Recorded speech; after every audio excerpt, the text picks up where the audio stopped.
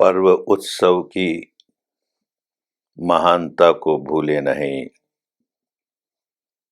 समाज में रहना है तो मिलजुल करके पर्व उत्सव मनाने ही चाहिए। एक दीपावली का उत्सव होता है।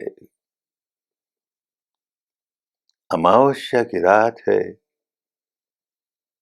कहीं प्रकाश का नामो निशान नहीं, काल अंधेरी रात चारों ओर, और हम दीपक जलाते हैं, दीपक की माला खड़ी करते हैं। दीप मालिका दीपावली कतार है, ये बताने के लिए कि कितना ही अंधकार क्यों न हो, हम मनुष्य हैं, हमको अंधकार पर विजय प्राप्त करनी है, प्रकाश को सामने लाना है। क्या अंधकार है? गरीबी एक बहुत बड़ा अंधकार है। जिस समाज में जितने अधिक गरीब हैं, वो समाज उतना ही अंधकारमय है। जिस देश में जितने अधिक गरीब हैं, वो देश उतना ही अंधकारमय है। प्रकाश जागे। लक्ष्मी प्रकाश के प्रतीक है। पुराने जमाने में उसे लक्ष्मी भी कहते थे, श्री भी कहते थे, श्री कहते थे। भरा पड़ा अपना साहित्य पुरातन। श्री वैभव, वैभव की देवी। वैभव जागे, गरीबी दूर हो। वैभव जागे, समृद्धि जागे। पर्व मनाने का यही महत्व है। लेकिन वैभव ऐसा नहीं जागे कि किसी थोड़े से लोगों की तिजोरी में बंद हो जाए। लक्ष्मी थोड़े से लोगों की तिजोरी में बंद हो जाएगी तो समाज में गरीबी फैलेगी। दरवाजा खुला रहे। बहती गंगा निर्मला, बहता पानी निर्मला। एक और हम श्रम से, परिश्रम से, ईमानदारी से धन कमाएं, देश का धन बढ़ाएं। एक और वो बंटे, लोगों तक जाए। थोड़े से लोगों तक सीमित नहीं। काम करने वाला ठीक है, उसे प्राप्त होगा। वैभव का जीवन जिए, लेकिन साथ साथ और लोगों के वैभव पर भी ध्यान हो। गरीबी दूर हो, गरीबी दूर हो। कर्म सिद्धांत को ख्याल करें।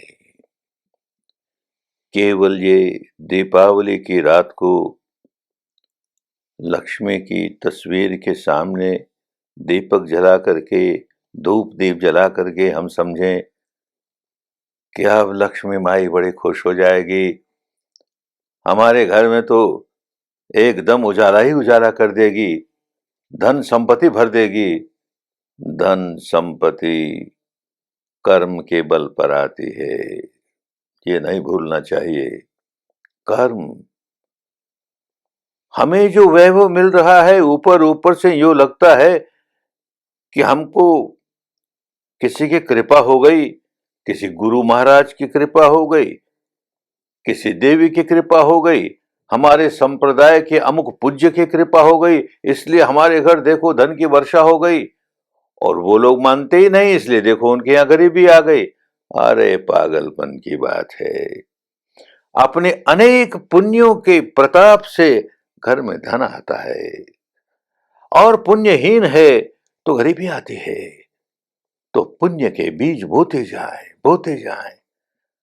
अपने आप, अपने आप धन ही आएगा। देने से धन आता है, जितना बांटेंगे उतना आता है।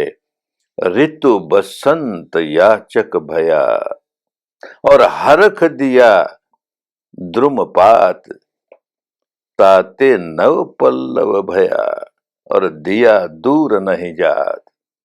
हम देते हैं तो और बढ़ चढ़ करके वापस आता है, ये प्रकृति का नियम है। और जहां केवल संग्रह हो, केवल संग्रह हो, मैं औरों से कैसे 1 इंच ऊंचा हो जाऊं, मेरा बैंक बैलेंस कैसे सबसे ऊंचा रहे, पागलपन है। हम लक्ष्मी की अवमानना करते हैं, उसका सम्मान नहीं कर रहे। लक्ष्मी सब में आए तो लक्ष्मी का सम्मान है। कोई गरीब न रहे, धन आए और उसका समविभाग होता रहे, समविभाग होता रहे। धन आना चाहिए, विशेषकर गृहस्थ के लिए बहुत आवश्यक है, लेकिन उसका उपयोग होना चाहिए, सही उपयोग होना चाहिए। एक ऐतिहासिक घटना अपने देश की, अनाथ पिंडक नाम का धनपति, धनपति करोड़पति नहीं, अरबपति नहीं, खरबोपति, भारत में जगह जगह उसके व्यापार के केंद्र, शाखाएं, भारत के बाहर अड़ोस पड़ोस के देशों में जगह जगह उसका व्यापार फैला हुआ। इतना धन आता है, लेकिन खुले हाथों से बांटता भी है। जहां जहां उसके बिजनेस की ब्रांच है, वहां पर यह नियम बना रखा उसने, एक आदमी भूखा न सो जाए, सबको भोजन मिले, जो भूखे हैं उनको भोजन मिले। तो मेरे पास धन आना सार्थक हुआ, तो इसलिए अनाथ पिंडक कहलाया। वही व्यक्ति भगवान के संपर्क में आया और उसे अनमोल धन मिल गया, मुक्ति का धन मिल गया, भीतर की ऐसी शीतल शांति, सारे दुखों को हर लेने वाली। अब तो यूं होता है कि ये सबको मिले, ये सबको मिले। तो भगवान को कहता है कि हमारे यहां आकर के, श्रावस्ती में आकर के विहार बनाइए। राजगिरी में उनसे मिला है, श्रावस्ती में उनको निमंत्रण देता है, भगवान आते हैं, उनके लिए जो विहार बनाता है उसकी कीमत असरफियों से धरती को भर देता है, ढक देता है।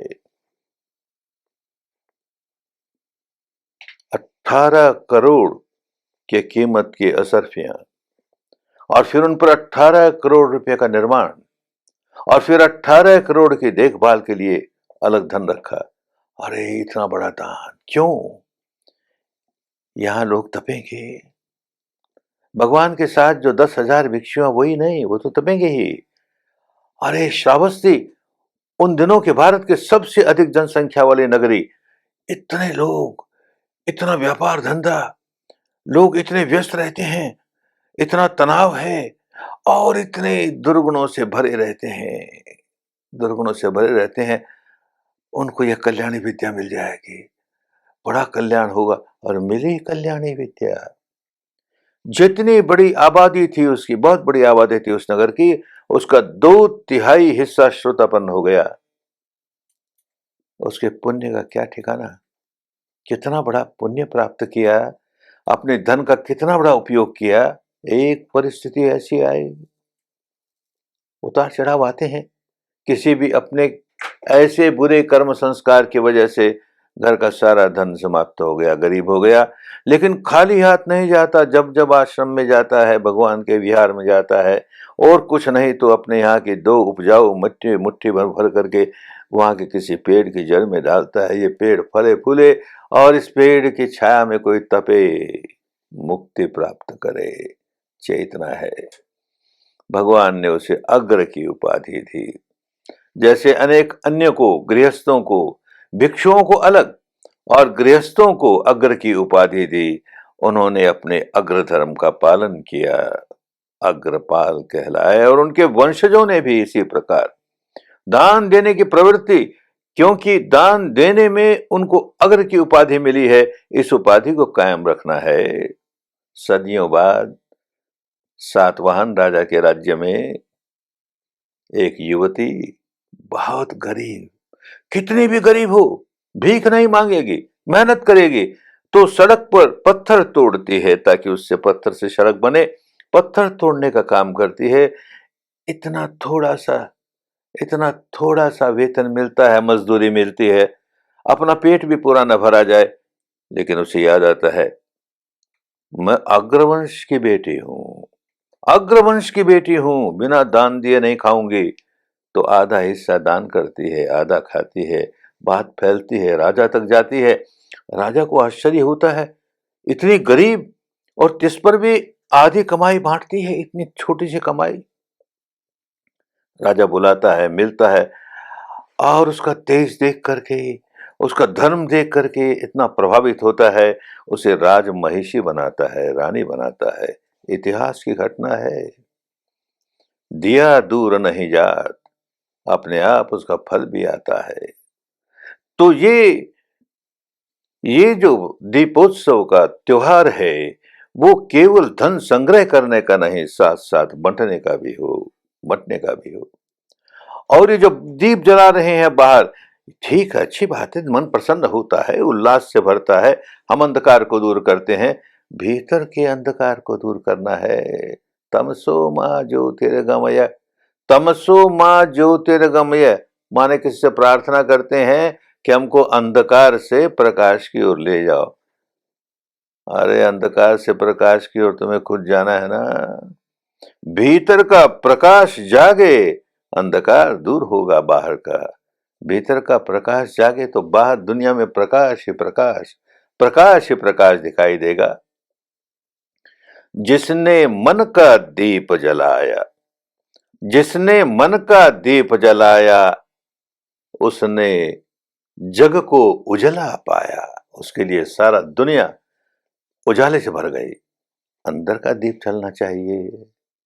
अंदर का दीप जलने के लिए हमको धर्म समझना चाहिए, और किस तरह से हम भीतर अंदर का दीप जला करके आगे के लिए भी हम प्रकाशवान बने। दुनिया में 4 तरह के लोग होते हैं। भगवान ने कहा 4 तरह के लोग होते हैं।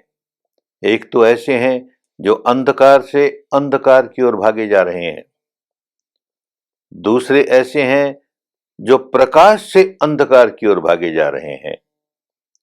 तीसरे ऐसे हैं जो प्रकाश से प्रकाश की ओर भागे जा रहे हैं। चौथे ऐसे हैं जो अंधकार से प्रकाश की ओर भागे जा रहे हैं। अंधकार से अंधकार की ओर जाने वाला, प्रकाश से अंधकार की ओर जाने वाला अनाड़ी है, मूर्ख है, अनादि है। और प्रकाश की ओर जाने वाला प्रकाश से प्रकाश की ओर जाए या अंधेरे से प्रकाश की ओर जाए, आर्य हो रहा है, अनाड़ीपना दूर हो रहा है। समझे ये बात किस किस प्रकार कही गई, किस उद्देश्य से कही गई।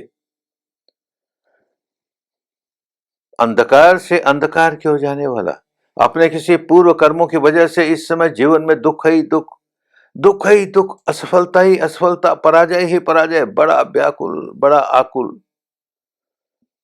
लेकिन आगे के लिए भी व्याकुलता ही पैदा कर रहा है। ऐसी अवस्था में नहीं समझता कि मेरे पूर्व कर्म कोई ऐसे थे जिसकी वजह से मुझे ऐसे दिन देखने पड़े। दूसरे पर दोष देता, इसकी वजह से हुआ, इसकी वजह से मैं गरीब हुआ, इसकी वजह से मैं दुखी हुआ। क्रोध जगाता है, द्वेष जगाता है। तो आज तो व्याकुल है ही, आज तो जीवन में अंधकार है ही, आगे के लिए भी अंधकार ही अंधकार, अंधकार से अंधकार की ओर। और दूसरे श्रेणी का व्यक्ति प्रकाश है, बहुत धन है, दौलत है, ऐश्वर्य है, इज्जत है, पद है, प्रतिष्ठा है, मान है, सम्मान है, पुराने कर्मों की वजह से है। और आज क्या कर रहा है, इतना गर्व जगाता है, मेरी बुद्धिमानी से मैं इस अवस्था पर पहुंचा, मेरी समझदारी से मैं इस अवस्था पर पहुंचा। ये मूर्ख लोग हैं, काम करना नहीं जानते, इनमें बुद्धि नहीं है, इसलिए ये धनवान नहीं है, गरीब रहेंगे। और उनको दुत्कारता है, उनसे घृणा करता। आज तो भाई प्रकाश है तेरे पास, पूर्व कर्मों का प्रकाश है, आगे के लिए क्या कर रहा है, अंधकार पैदा कर रहा है। इस समय जो बीज बो रहा है उनका फल अंधकार लिए हुए आएगा। तीसरा व्यक्ति अंधकार से प्रकाश की ओर जा रहा है। अंधकार तो है, समझता है कि मेरे पूर्व कर्मों की वजह से है, किसी को दोष नहीं देता, इस आदमी की वजह से, उस आदमी की वजह से है, ये जिम्मेदार है, वो मैं जिम्मेदार हूं। बीता सो बीत गया, मैंने जो भी दुष्कर्म किए सो किए, उनका फल आया।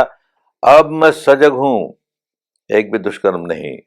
जो करेगा अच्छा ही करेगा, जो करेगा अच्छा ही करेगा। कोई भी बुराई का बीज बोएगा नहीं, तो आगे के लिए प्रकाश ही प्रकाश। और चौथा, प्रकाश के प्रकाश की ओर। धन है, दौलत है, यश है, प्रतिष्ठा है, सब कुछ है, लेकिन साथ साथ प्रज्ञा भी है, होश है। मेरे पूर्व कर्मों की वजह से ये है, और भविष्य में भी ये कायम रहे, इसलिए मुझे अब भी शुभ कर्म करने हैं। जो कुछ प्राप्त हुआ है उसे तिजोरी में बंद करके न रख दूं, बांटूं, और लोगों को भी का भी भला हो, औरों का भी मंगल हो, ये भाव मन में जागता है तो समझो कि वो इस समय भी प्रकाश में है और भविष्य में भी प्रकाश की ओर जाएगा। वैसे अपने यहाँ कई कहानियां चलती है। एक लोक कथा, विनोद के भाव से समझें, एक विनोद कथा। लक्ष्मी का पूजन हो रहा है और लक्ष्मी आई घर में। लक्ष्मी आई तो घर का मालिक कहता है, तू जरा रुक, तेरी अच्छी तरह से पूजा अभी नहीं कर पाऊंगा क्योंकि अभी मैं नहाया नहीं। मैं गंगा में जाके नहा कर आता हूं, उसके बाद तेरी पूजा करूंगा, तब तक तो रुकना। उसने कहा ठीक है, रुकूंगी, तो नहा कर आ जा, मैं तब तक रुकती हूं। वो ऐसा नहाने गया कि वापस आया नहीं। ये रुकी रहेगी ना तो पानी में डूब गया। मेरी पीढ़ियों तक इस लक्ष्मी को यहीं रहना पड़ेगा, क्योंकि इसने प्रतिज्ञा की है कि मैं रहूंगी जब तक तू नहीं आएगा। विनोद की बात है, विनोद की बात है। समझ की बात यह है कि हमें ऐसा करना चाहिए, प्रकाश बना रहे, अब भी प्रकाश है, भविष्य में भी प्रकाश हो। ऐसा प्रकाश, अंतर का प्रकाश। भगवान बुद्ध के भीतर प्रकाश जागा तो क्या जागा? पुब्बे अननुसुतेषु धम्मेषु, ऐसा धर्म जिसका कभी श्रवण भी नहीं किया था। तब तक तो धर्म, इस कर्मकांड को धर्म माना, उस तीज त्योहार को धर्म मान लिया, इस वेशभूषा को धर्म मान लिया, इस दार्शनिक मान्यता को धर्म, यही धर्म समझता था। अब समझ में आया धर्म क्या होता है। ये जो रित है, ये जो निसर्ग के नियम है, ये धर्म है।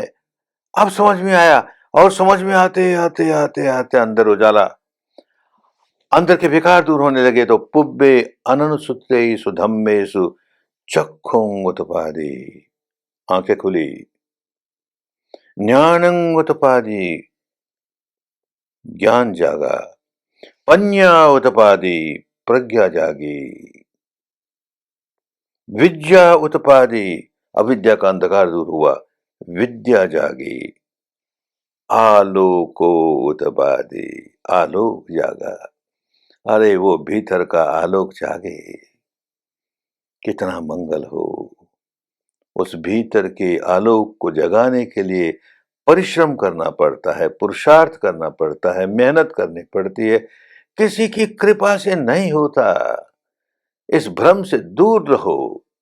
कृपा करने वाला अगर कृपा करके, मुझ पर दया करके मेरे भीतर प्रकाश जगाता है तो औरों को क्यों नहीं जगाता भाई? उसके पास करुणा की क्या कमी है?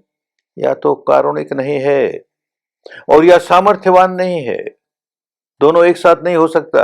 अरे भूलो, निंदा की बात नहीं, अपनी बात समझो, जिम्मेदारी की बात समझो, उत्तरदायित्व की बात समझो। मेरी जिम्मेदारी है, भीतर प्रकाश मुझे जमाना है। प्रकाश का ये पर्व मनाते हुए एक बात और ख्याल रखनी है कि एक और पागलपन, उत्साह हो, उल्लास हो, पर्व हो, त्योहार हो, कोई बुरी बात नहीं है, लेकिन ये जो प्रदूषण, आवाज का प्रदूषण, ये पटाखे, लोगों की नींद हराम, बच्चों में घबराहट, पशु पक्षियों में घबराहट, ये क्या होने लगा? अरे क्या करने लगे? ऐसा धुआंधार, सो प्रदूषण, वायुमंडल में प्रदूषण ही प्रदूषण। अरे त्योहार मना रहे हो कि लोगों को दुख देने का काम कर रहे हो? होश कायम रहे। त्योहार वही त्योहार जिसमें सबके जीवन में प्रसन्नता जागे, मंगल जागे, कल्याण जागे, और वो नहीं होता तो उस गलती को दूर करें। मंगल ही मंगल हो। कल्याण ही कल्याण हो। स्वस्ति ही स्वस्ति हो।